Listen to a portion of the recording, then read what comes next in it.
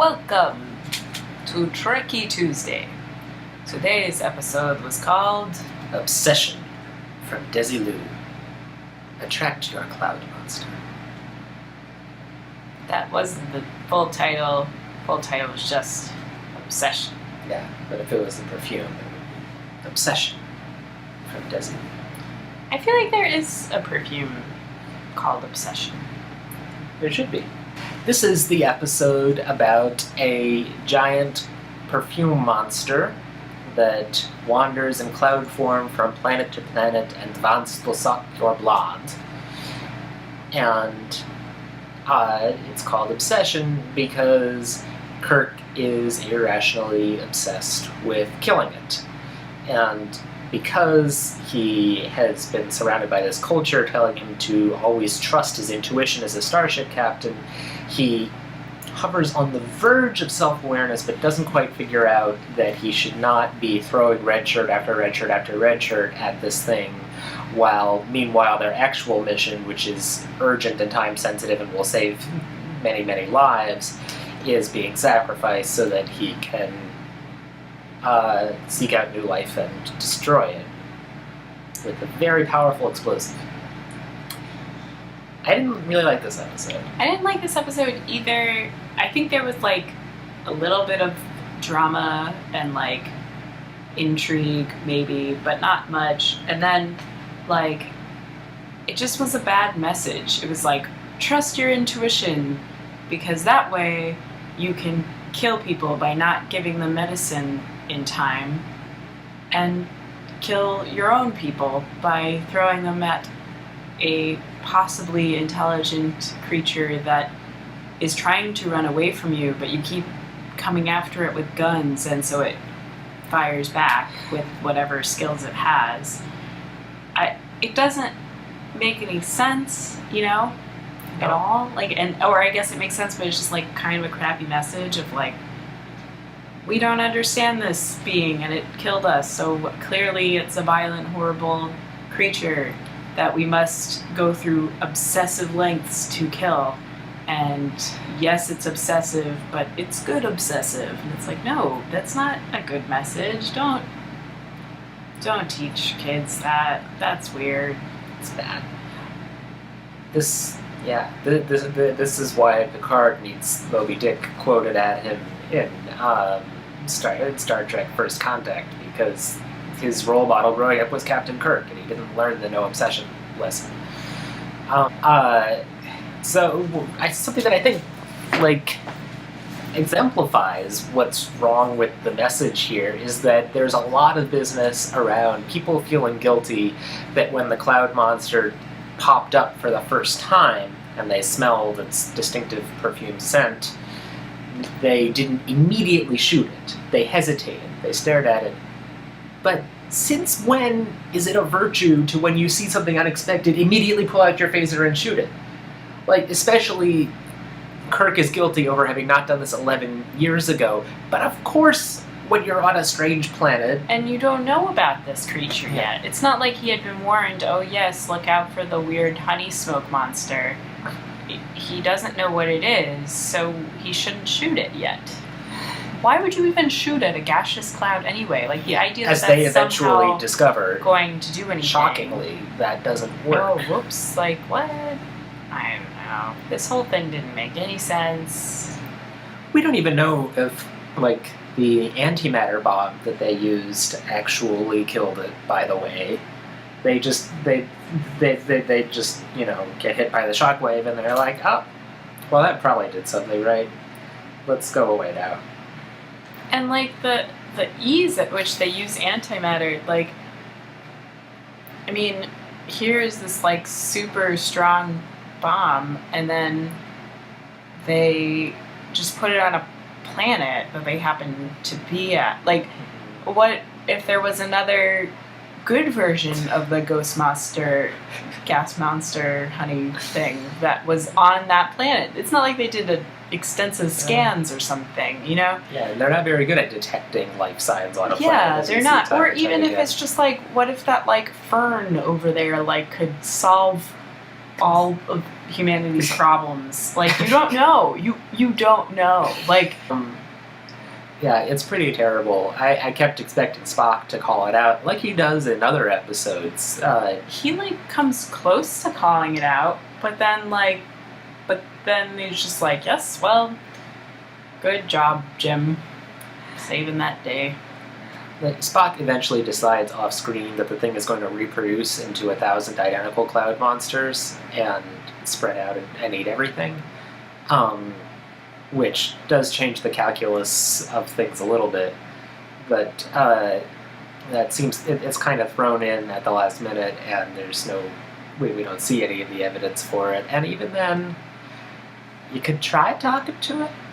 You can try letting it know that you have magic machines that can make as much hemoglobin as it needs, and yeah, they were able to talk to that glitter monster that was having weird rapey sex with that other. Is that from Cochrane? Yeah. I love how they keep saying, by the way, that the cloud monster is impossible and it does things that nothing can possibly do. When they totally have encountered very similar creatures before. You encountered things that could read your mind, know that you wanted, that you were thinking of a specific person, recreate a perfect simulacrum of that person, have it kill you, then bring you back to life, and they're like, wow, this thing can go foof. Have you ever seen anything that can go foof before? It's impossible. They were going for a specific atmosphere, and I think they just didn't realize just how difficult that atmosphere is to pull off in sci-fi, or in Star Trek specifically, just with the limited resources that they had. It just doesn't work. It didn't work for us. I think one thing they succeeded at with was like, they did try to. I've been thinking a lot about the concept of a thriller versus a mystery after listening to a podcast recapping Lost called, I think, Rewatch Lost, I'm pretty sure it's called. You can Google it if you want.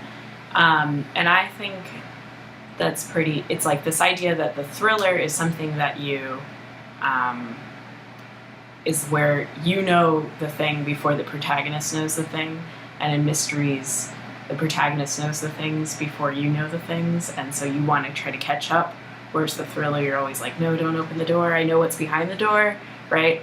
And so in this, they do a good job with the thriller aspect, right? You see the smoke monster coming out and the bad music, and you know something's bad with the smoke, and you're like, watch out for that smoke, red shirt. Like, I think they do create like a good like feeling during that, but then like, but the mystery parts where Kirk knows that it's this thing that like killed somebody once, like, I think we actually know a lot more than him, and so it doesn't work. Like, we're just like, oh no, we know it's not that bad. Like, it's just another creature from another planet, and you're overreacting, and we know that you're being stupid and killing people halfway across the galaxy.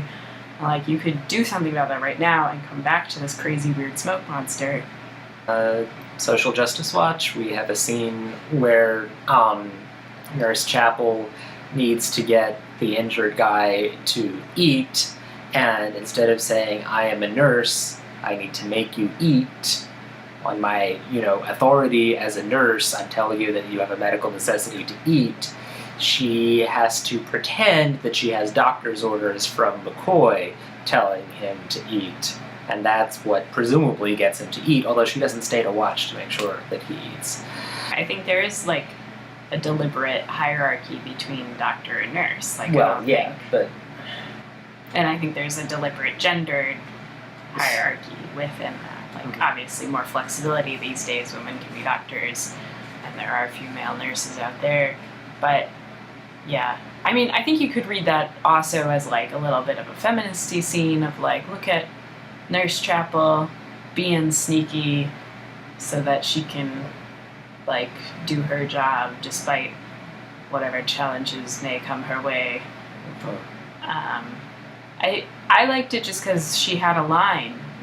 Yeah. You know what I mean? Like, here was a person that, like, we don't usually see much, and she got to have a line and, was able to do her thing that was, like, not because anyone told her to do it, right? Like, Uhura gets like awesome screen time like regularly, but there are very few times where Uhura makes a decision based on her own judgment. Like it does happen, but it doesn't happen that much, and you wish it happened more because that gives her like agency as a character. It makes her feel more real. And here we saw Nurse Chapel finally like doing something on her own, and it made her a little bit more of a character. And you're like, oh yeah, cool, that's Nurse Chapel. She's kind of sneaky, like she's gonna do what she needs to do, while still being the like, nurse everyone loves, not making waves. The red shirt phenomenon is in full swing. Yeah. Subverted maybe slightly at the end. No. Okay, maybe a little bit. I did kind of think he was gonna die. That would have been pretty mean though, because like I think once you already kind of like have any aspect of a backstory of a red shirt, then I don't think they can die. Like, well, maybe they still can. I think their chances of survival improve markedly. I think every word that they utter, they have a higher chance for survival. So like Scotty's good. He wears red, but it's okay. Since he talks a lot. Mm-hmm. Also, I mean, we say it's because of the red shirt, but like there's the red shirt you wear because you're on the security force, and there's the red shirt you wear because you work in the engine room, and it's just being on the security force that gets you dead. Why do they have the same colors? If you're in a color code, you would have different colors. Yeah, it's. I think they ran out of colors that they could get a hold of to have people wear, and they wanted to really bright colors because it's like a color TV show. Gosh, wow! Why does McCoy and Spock wear blue? Like, why do they both wear blue? Science and medical, I guess. Oh, so they're like kind of part of the same genre. Well, tune in next week for Wolf in the Fold, which neither of us have seen, but which had a very promising Netflix summary that we saw, which read in its entirety, Scotty is suspected of murdering a belly dancer. Dun, dun, dun! At all. You know nothing. You know nothing, Jim.